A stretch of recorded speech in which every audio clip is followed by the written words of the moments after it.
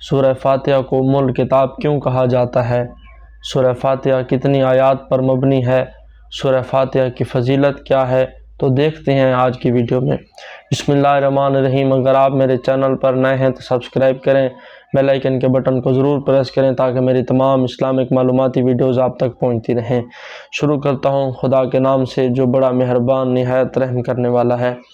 قرآن کی پہلی سورہ، اس کے بہت سے نام ہیں، ان میں سے پہلا نام سورہ فاتحہ، ام الکتاب، فاتحۃ الکتاب، سبع مثانی، سورہ تفویض، سورہ صلاۃ، سورہ سوال، سورہ مناجات اور سورہ ام الکتاب، فاتحۃ الکتاب۔ اس کی آیات کی بات کی جائے تو اس کے 7 آیات یعنی سبع مثانی اسی لیے کہا جاتا ہے، 27 کلمے اور اس میں 140 حروف ہیں۔ اسے فاتحۃ الکتاب کیوں کہا جاتا ہے؟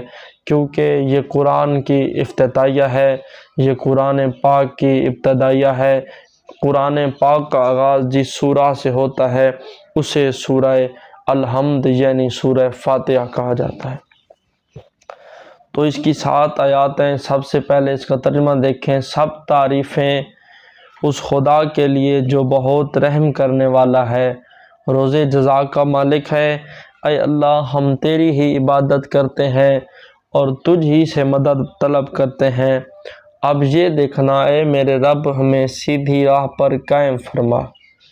یہ ترجمہ نہیں کرنا کہ ہمیں سیدھے راستے پر چلا، بس یہی دعا کریں کہ اے میرے رب مجھے سیدھے راستے پر قائم فرما۔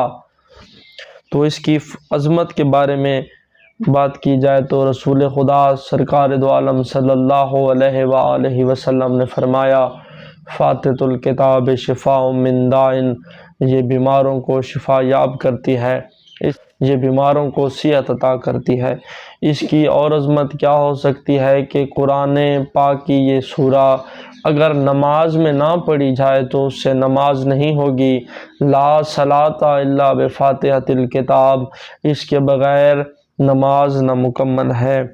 اس کی بہت سی فضیلت آپ کے ساتھ شیئر کرتا رہوں گا، تو ایک چھوٹا سا واقعہ آپ کی خدمت میں پیش کر دوں۔ امیر کائنات علی ابن ابی طالب علیہ السلام کی بارگاہ میں ایک بندہ حاضر ہوا جس کا نام عبداللہ تھا۔ عبداللہ نے کہا، اے میرے مولا، مجھے سورہ فاتحہ کی تفسیر بتا دو۔ کس کے پاس آ کر پوچھ رہا ہے؟ اس کے پاس آ کر پوچھ رہا ہے جس کے بارے میں محمد مصطفیٰ سرکار دو عالم صلی اللہ علیہ وآلہ وسلم نے فرمایا، کو یاد رکھنا میں علم کا شہر ہوں، علی اس کا دروازہ ہے۔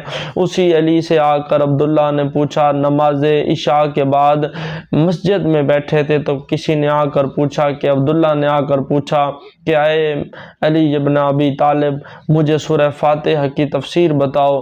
تو علی ابن ابی طالب نے سورہ فاتحہ کی جو تفسیر بتائی، نہ بولنے والی زبان تھکی، نہ لسان اللہ کی زبان تھکی، نہ سننے والے کے کان تھکے، البتہ رات تھک گئی۔ ساری رات تفسیر بیان کرنے کے بعد علی امیر المومنین علیہ السلام نے فرمایا، لاؤ شیتو لاؤ کرتو سبعین بعیرا من تفسیر سورہ فاتحہ۔ اے عبداللہ، میں اس کی کیا تفسیر بیان کروں؟ میں علی ابن ابی طالب اگر سورہ فاتحہ کی تفسیر کی اتنی کتابیں لکھوں جسے 70 اونٹ مشکل سے اٹھا سکیں۔ تو کمال کی بات ہے کہ صرف سورہ فاتحہ کی، تو جس طرح ہر کام کا آغاز بسم اللہ سے کیا جاتا ہے تو اسی طرح ہر کام کا آغاز خدا کی حمد و ثنا سے کیا جائے۔ جس طرح ہر کام کا آغاز بسم اللہ سے کرتے ہیں اسی طرح ہر کام کا آغاز سورہ فاتحہ سے خدا کی حمد و ثنا سے کریں۔ وہی تمہیں کامیاب و کامران فرمائے گا، وہی تجھ پر رحم فرمائے گا۔ کل امر ذی بال لم یبدا بحمد اللہ فہو ابتر، کہ ہر وہ کام جو خدا کی بڑائی بیان کرنے کے بعد کیا جائے تو وہ تمہارے لیے فائدہ مند ثابت ہو سکتا ہے۔ اقرا بسم ربک الذی خلق، پڑھ اپنے رب کے نام سے جس نے تجھے پیدا کیا۔ خلق الانسان من علق، آدمی کو خون کے نطفے سے پیدا کیا۔ اقرا وربک الاکرم الذی علم بالقلم، پڑھ کے تیرا رب بہت ہی کریم ہے جس نے تجھے قلم کے ساتھ لکھنا پڑھنا سکھایا، علم الانسان ما لم یعلم، آدمی کو وہ کچھ سکھایا جو وہ نہ جانتا تھا، کلا ان الانسان لا یطغی، ہاں بے شک آدمی تو سرکشی کرنے والا ہے، ان راہ استغنا، کہ اس پر کہ جس نے اپنے رب کو غنی سمجھ لیا۔ تو اس کے زمن میں رسول خدا نے کیا پڑھا؟ جب پہلے وحی آئی، اقرا بسم ربک الذی خلق، کہ پڑھ اپنے رب کے نام سے جس نے پیدا کیا انسان کو، تو محمد مصطفیٰ سرکار دو عالم صلی اللہ علیہ وآلہ وسلم نے اس کے بدلے میں پڑھا الحمدللہ رب العالمین، کہ ساری تعریفیں تجھ اللہ کے لیے جو کائنات کا، جو عالمین کا رب ہے۔ پھر دوسری آیت پڑھی، پھر وہی نازل ہوئی خلق الانسان من علق، کہ انسان کو خون کے لوتھڑے سے، خون کے نطفے سے پیدا کیا گیا، تو محمد مصطفیٰ نے فرمایا الرحمن الرحیم، کہ تو تو رحمان ہے، تو تو رحیم ہے، تو نے انسان کو پیدا کیا، تو ہی عبادت کے لائق ہے۔ پھر فرمایا اقرا وربک الاکرم الذی، پڑھ کے یہ تمہارا رب ہی سب سے بڑا کریم ہے۔ تو محمد مصطفیٰ نے پڑھا مالک یوم الدین، بے شک تو فیصلے کے دن کا مالک ہے۔ پھر فرمایا علم الانسان ما لم یعلم، کہ انسان کو وہ کچھ پڑھنا سکھایا جو وہ نہ جانتا تھا، تو فرمایا اہدنا الصراط المستقیم صراط الذین انعمت علیہم غیر المغضوب علیہم ولا الضالین، کہ تو نے پڑھنا جو سکھایا، تو علی کل شیء قدیر ہے، تو نے پڑھنا سکھایا تو پھر ہم تیری ہی عبادت کرتے ہیں، تجھ ہی سے ہی مدد طلب کرتے ہیں، اے میرے رب۔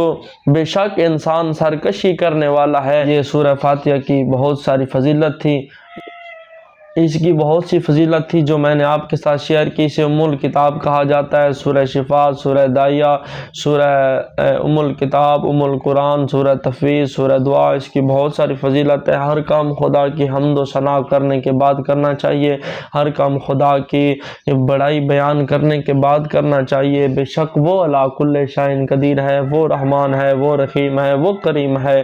تو دعا ہے کہ اللہ پاک آپ کو سلامت رکھے۔ اگر میری ویڈیو آپ کو اچھی لگی ہو تو چینل کو سبسکرائب کر دیں، بیل آئیکن کے بٹن کو ضرور پریس کیجیے گا تاکہ میری تمام اسلامک معلوماتی ویڈیوز آپ تک باقاعدگی کے ساتھ پہنچتی رہیں۔ جزاک اللہ۔